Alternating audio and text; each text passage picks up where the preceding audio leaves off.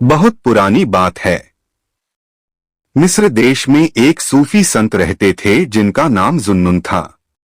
एक दिन की बात है, एक नौजवान ने उनके पास आकर पूछा, मुझे समझ में नहीं आता कि आप जैसे लोग सिर्फ एक चोगा ही क्यों पहने रहते हैं।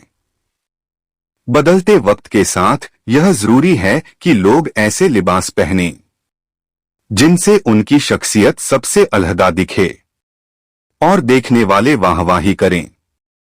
जुन्नुन मुस्कुराए और अपनी उंगली से एक अंगूठी निकालकर बोले, बेटे, मैं तुम्हारे सवाल का जवाब जरूर दूंगा, लेकिन पहले तुम मेरा एक काम करो।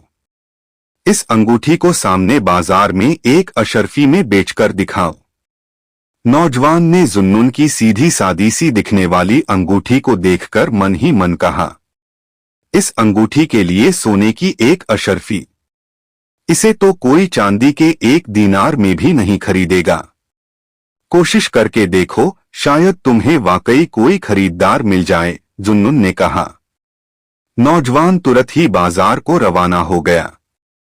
उसने वह अंगूठी बहुत से सौदागरों, परचूनियों, साहूकारों, यहां तक कि हज्जाम और कसाई को भी दिखाई, पर उनमें से कोई भी उस अंगूठी के लिए एक अशर्फी देने को तैयार नहीं हुआ।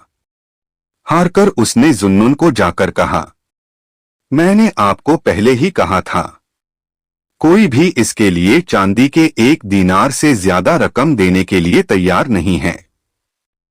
जुन्नुन ने मुस्कुराते हुए कहा, ठीक है, अब तुम इस सड़क के पीछे सुनार की दुकान पर जाकर उसे यह अंगूठी दिखाओ, लेकिन तुम उसे अपना मोल मत बताया, बस यही देखना कि वह इसकी क्या कीमत लगाता है। नौजवान बताई गई दुकान तक गया और वहां से लौटते वक्त उसके चेहरे पर कुछ और ही बयां हो रहा था। उसने जुन्नुन से कहा, आप सही थे, बाजार में किसी को भी इस अंगूठी की सही कीमत का अंदाजा नहीं है। सुनार ने इस अंगूठी के लिए सोने की 1000 अशर्फियों की पेशकश की है। यह तो आपकी मांगी कीमत से भी 1000 गुना है।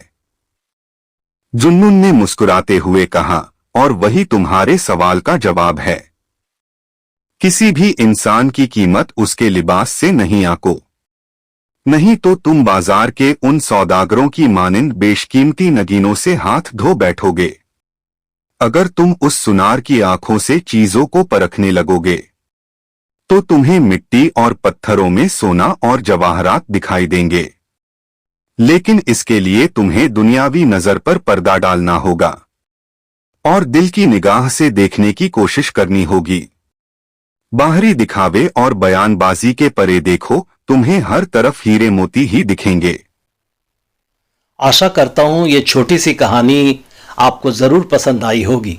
इस कहानी पर आपकी क्या राय है, हमें कमेंट करके जरूर बताइए। कहानी पसंद आई हो तो लाइक और शेयर करना बिल्कुल भी ना भूलिए। चैनल पर नए हैं तो चैनल को सब्सक्राइब जरूर कीजिए। आपका कहानी सुनने के लिए बहुत बहुत धन्यवाद।